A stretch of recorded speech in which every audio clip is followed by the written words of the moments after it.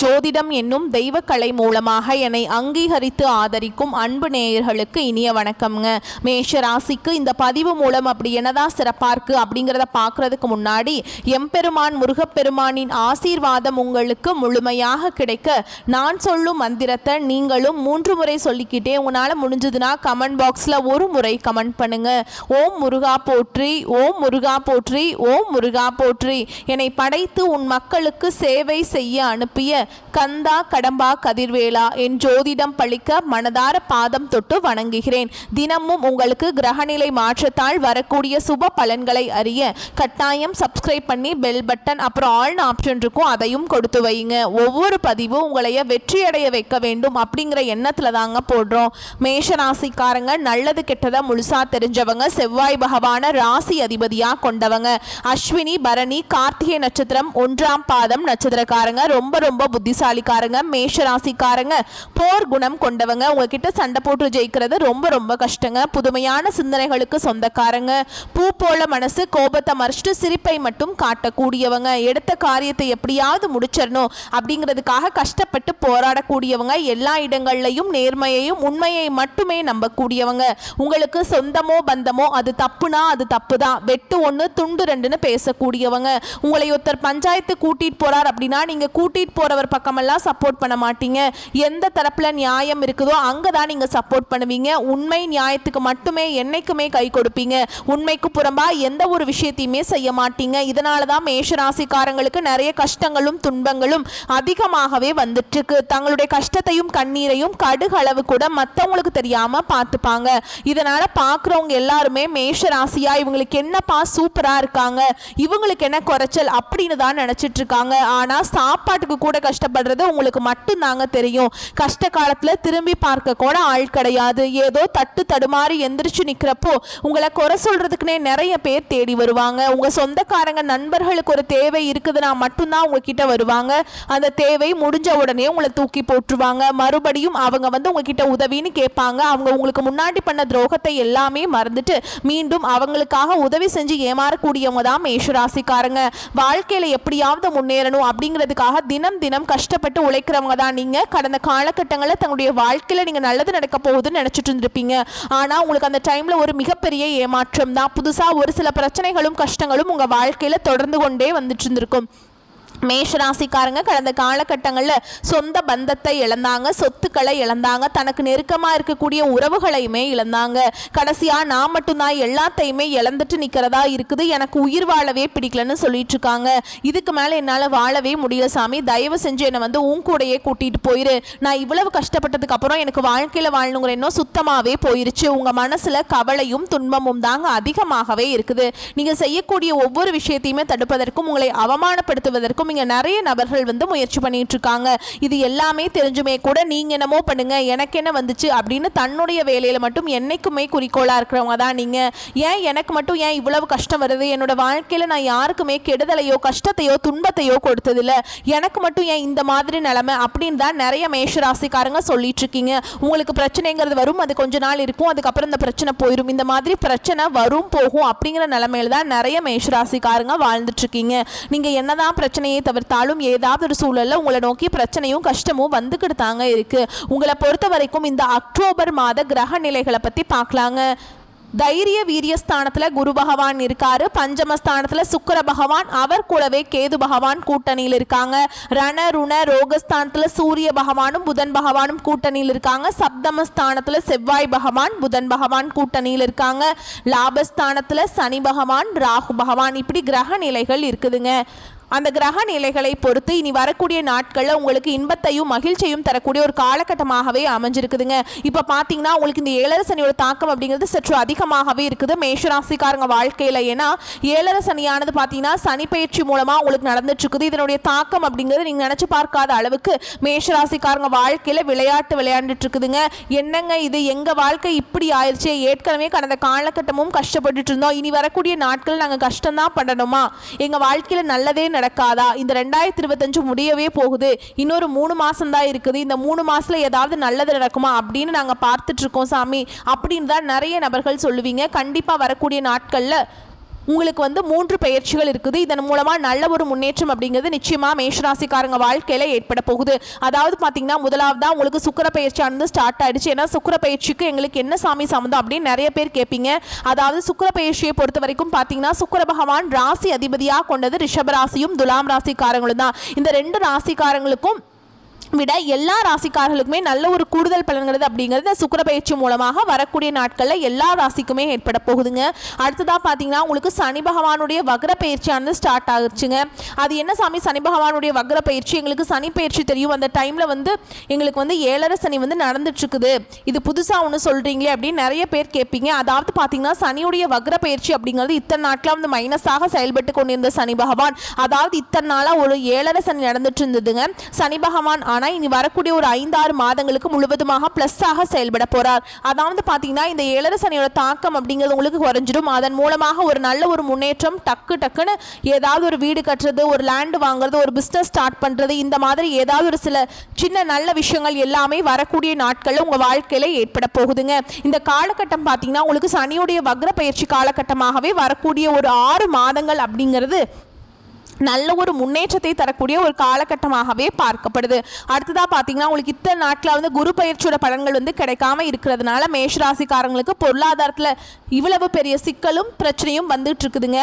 இப்போ பார்த்தீங்கன்னா உங்களுக்கு இந்த வருட கிரகங்களுடைய மாற்றங்கள் பார்த்தீங்கன்னா செப்டம்பர் மாதம் 28ஆம் தேதியிலிருந்து இருக்கிறதுனாலங்க உங்களுக்கு குரு பயிற்சியோட பலன்கள் வந்து முழுமையாக அப்படியே கிடைக்க போகுது. இதன் மூலமாக பொருளாதாரத்தில் நீங்கள் நினச்சி பார்க்காத அளவுக்கு உயர்வுக்கு விரைவில் நீங்கள் போக போகிறீங்க. கடந்த காலகட்டங்களில் நல்ல ஒரு வேலைங்கிறது கிடைச்சிருக்காது. ஏதோ கிடைக்கிற வேலைக்கு ஒரு 10,000 சம்பளத்துக்கோ 15,000 சம்பளத்துக்கோ பிடிக்காத ஒரு வேலையை குடும்ப கஷ்டத்துக்காக வேற வழியே இல்லாமல் செஞ்சுட்டு இருந்திருப்பீங்க.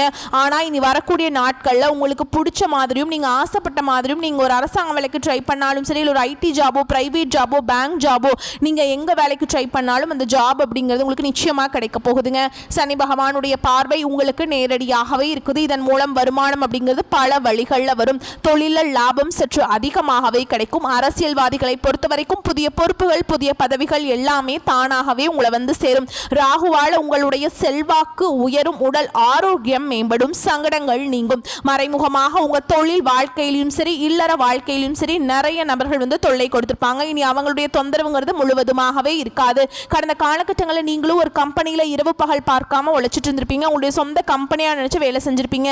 ஆனால் உங்களுக்கு இதனால் வரைக்கும் சரியான ஒரு அங்கீகாரம் அப்படிங்கிறது கிடைச்சிருக்காதுங்க. உங்களுக்கு அப்புறம் உங்க கூட வேலைக்கு வந்திருப்பாங்க, அவங்களுக்கு வந்து ஹையர் பொசிஷன்லாம் கொடுத்து வச்சிருப்பாங்க. இதை பார்க்கும்போது ரொம்பவே மனவேதனைப்பட்டிருப்பீங்க.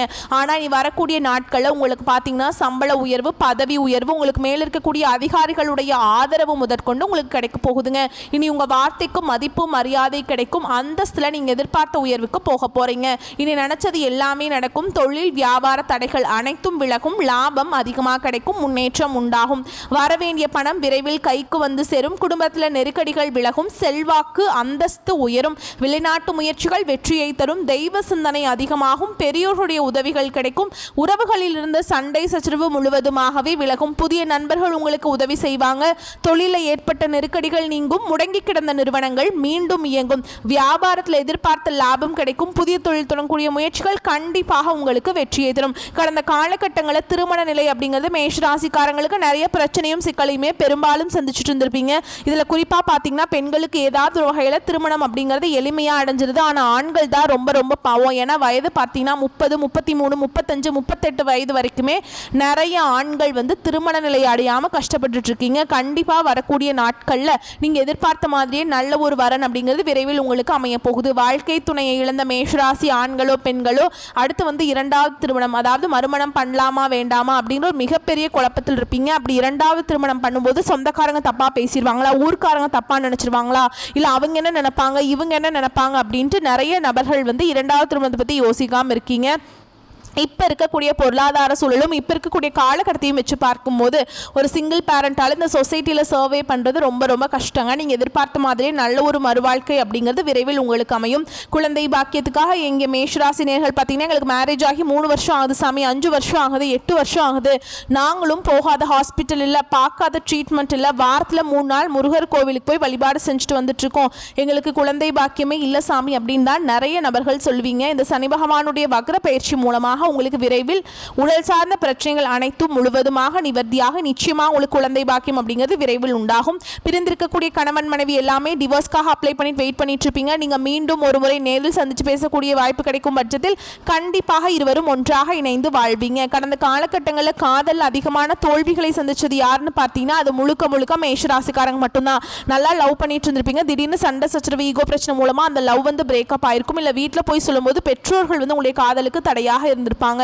ஆனால் இனி வரக்கூடிய நாட்களில் உங்களுடைய காதலை வெளிப்படுத்தும் போது அந்த காதல் கண்டிப்பாக கைகூடும். வீட்டில் போய் சொல்லும்போது பெற்றோர்களை உங்களுக்கு முன்னாடி நின்று திருமணம் செய்து வைக்கக்கூடிய வாய்ப்புகள் அதிகமாகவே உள்ளது. இனி வரக்கூடிய நாட்களில் கடினமான காரியத்தையுமே சுலபமாக செஞ்சு முடிச்சிருவீங்க. உங்கள் எளிமையான பேச்சு திறமையால் நீங்கள் அனைவரையுமே கவர்ந்திருப்பீங்க. சமூகத்தில் உங்கள் பெயருக்கும் புகழுக்கும் படிப்படியாக முன்னேற்றம் வரப்போகுது. சிலருக்கு படிப்பதற்காகவும் வேலை விஷயமாகவும் தொழில் விஷயமாகவும் வெளியூர் வெளிநாடு போகக்கூடிய வாய்ப்புகள் எல்லாமே கிடைக்க போகுது. மேஷராசியை பொறுத்த வரைக்கும் நீங்கள் ஆண்களோ பெண்களோ அரசு வேலையோ தனியார் வேலையோ கூலி வேலையோ நீங்கள் எதிர்பாராத வருமானம் அப்படிங்கிறது வரக்கூடிய நாட்களில் உங்களுக்கு இரட்டிப்பு மடங்காக கிடைக்க போகுது. சேமிப்பு அப்படிங்கிறது பல மடங்காக உயரப்போகுது. இதன் மூலமாக கடந்த காலகட்டங்களில் ஏற்பட்ட கடன் பிரச்சனை அனைத்தும் வரக்கூடிய நாட்களில் முழுவதுமாக நிவர்த்தியாக போகுது. நீங்க போய் ஒரு மேஷராசிக்காரங்களை பார்த்து கேட்டீங்க அப்படின்னா எனக்கு 3 லட்சம் இருக்குதுங்க, 5 லட்சம் இருக்குதுங்க, 10 லட்சம் இருக்குதுங்க, என் பிசினஸே லாஸுங்கன்னு சொல்லுவாங்க. அந்த அளவுக்கு கடந்த காலகட்டங்களில் மிகவும் மோசமான பொருளாதார நிலையில் இருந்தவங்க தான் நீங்க. ஆனா இனி வரக்கூடிய நாட்களில் முழுவதுமாக அனைத்து விதமான கடன் பிரச்சனையும் முழுவதுமாக மாற்றி அமையக்கூடிய நாட்களா வரக்கூடிய ஒரு 6 மாதங்கள் அப்படிங்கிறது அமைஞ்சிருக்குதுங்க. வரக்கூடிய நாட்கள் கொஞ்சம் அசுர வளர்ச்சி இருக்கிறதுனால உங்க குடும்ப உறவுகள் மூலமாக ஏதாவது ஒரு பிரச்சனையும் சிக்கலும் வரக்கூடிய வாய்ப்பு அதிகமாகவே உள்ளது.